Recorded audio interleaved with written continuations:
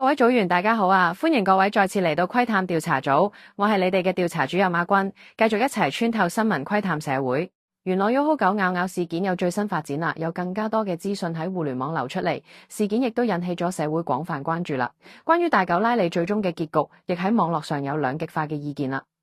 呢條片我除咗會同各位跟進狗主被拘捕後嘅最新嘅發展之外，仲會同大家討論同埋分析，到底縱觀成件事，拉里其實應該係罪有應得，定係罪不至死呢？真正需要負上最大責任嘅狗主，最終需要負嘅責任係咪能夠反映事件嘅嚴重性呢？點解一隻4度被棄養嘅巨型犬會喺街上突然化身成極度危險嘅殺手？而喺香港現行嘅法例之下，究竟係狗犯咗不可饒恕嘅罪，定係我哋嘅制度正喺度縱容住嗰啲極度不負責任嘅自私主人呢？大家一定要睇到影片嘅最後，因為我會為大家揭曉呢單睇似係狗咬狗嘅社會慘劇背後到底隱藏住點樣一個令人心寒嘅法理漏洞與行政盲點。開始之前記得訂閱我哋同撳埋個鐘仔啊，第一時間追蹤新聞，穿透時事，窺探娛樂八卦猛料，免費訂閱嘅，仲有 like 同分享建設性留言，多謝大家。事情嘅來龍去脈相信大家都有基本嘅理解，亦都唔喺度詳細展開啦。數日前喺元朗一個商場外面，一隻重達60公斤叫拉里嘅西班牙獒犬喺公眾地方完全冇鎖上狗帶，亦都冇戴上口罩嘅情況之下流連，結果居然喺短短幾分鐘之內連續襲擊並咬死咗2隻無辜嘅小型犬。事件迅速引發咗全城高度關注，而就喺今日，亦即係2026年8月20號，呢一單案件終於有咗最新嘅司法進展。涉案嘅52歲男狗主伍瑞庭正式被警方控以2項危險狗隻規例下嘅容許大型狗隻進入或者留喺公眾地方罪名，並且喺今日上晝喺屯門裁判法院首度提堂咗。法庭上披露咗更多令人震驚嘅案情細節啦。控方指出，呢隻巨犬拉里根本就唔係第一次傷害其他狗。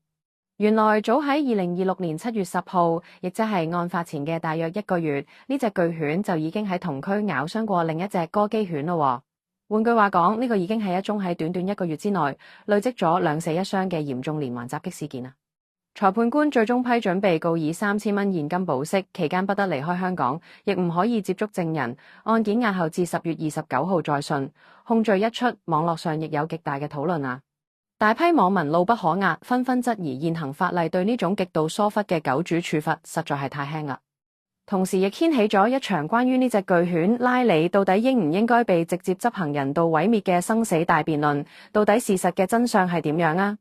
呢單案件最令人心寒嘅地方，恰恰就在於網絡上有一種要求將巨犬拉里即時執行死刑嘅怒火啊！大家喺情緒高漲嘅時候，似乎完全忽視咗一個極度關鍵，甚至可以話係非常反常嘅現場細節。根據現場目擊者以及流出嘅影片片段顯示，當嗰隻重達60公斤嘅巨犬喺街上同小型犬發生衝突嘅時候，周圍圍觀嘅路人極度恐慌，有人喺旁邊大聲嗌叫啊！有人用腳踢佢，甚至有人攞水直接往佢頭上淋過去啊！希望用盡一切嘅方法去拯救被拉里咬實嘅小狗。但大家有冇注意到呢？喺呢種極度混亂、身體遭受外力打擊同強烈刺激嘅極端壓力環境之下，呢隻拉里由始至終居然完全冇轉過頭嚟攻擊過任何一個人類，甚至連一次向人類吠叫或者展露敵意嘅舉動都冇過啊！呢個喺動物行為學上到底意味住啲咩呢？呢個證明咗拉里對人類其實擁有極高嘅耐受度同信任底線，佢根本就唔係嗰一隻大家想象中見人就咬、見人就發狂嘅無差別狂犬啊！咁到底係咩原因會導致一隻對人類如此溫順嘅巨型犬突然間對小型犬痛下殺手呢？好多網民第一時間就斷定呢個係狗嗜血失控，但喺專業嘅動物行為學角度嚟睇，事情往往冇咁簡單啊！當時到底係因為現場小型犬嘅吠叫或者突然快速移動，觸發咗大型犬高階嘅狩獵本能 （predatory drift）， 抑或係因為喺陌生環境底下引發咗強烈嘅領域防衛 （territorial defense） 呢？喺完全冇專業行為學家進行現場情景模擬同心理評估之前，我哋單憑一個血腥嘅結果，就直接俾佢貼上極度危險、無可救藥嘅標籤。呢個喺科學上真係客觀嗎？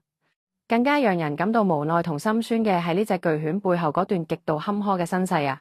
根據資料顯示，喺2026年嘅今日，呢隻只有幾歲大嘅巨犬，居然喺短短5年嘅生命裏邊，已經遭到過唔同主人高達4次嘅棄養啊！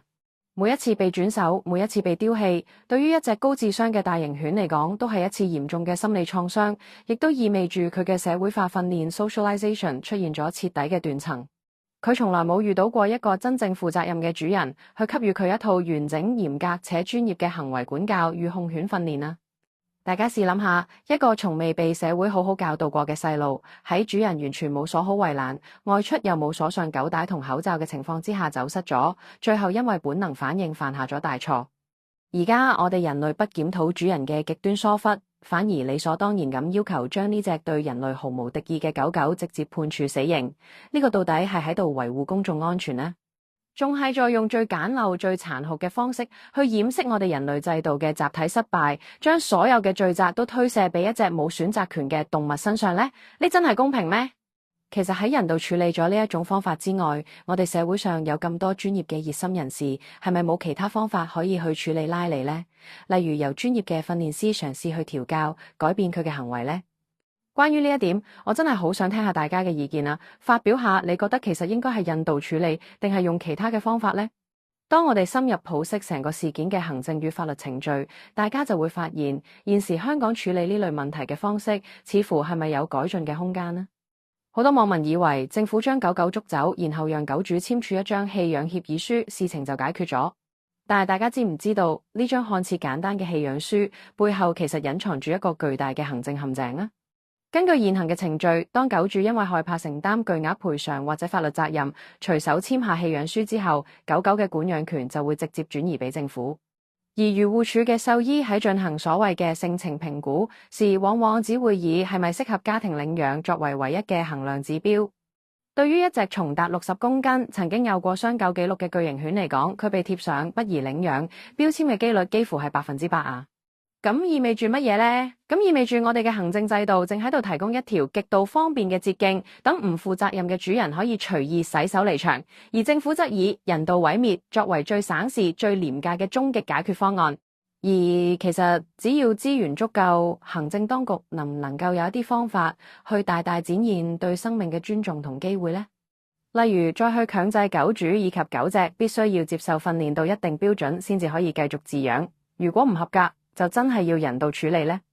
另一方面，我哋現行嘅危險狗隻規例啊，呢套法例喺面對今日動咗數十公斤嘅巨型犬隻時，懲罰力度簡直係杯水車薪。現時就算狗主極度疏忽，最高罰款亦只不過係區區嘅25,000蚊以及監禁3個月，而且喺過往嘅法庭判例之中，極少會有狗主被真正判處監禁式刑罰。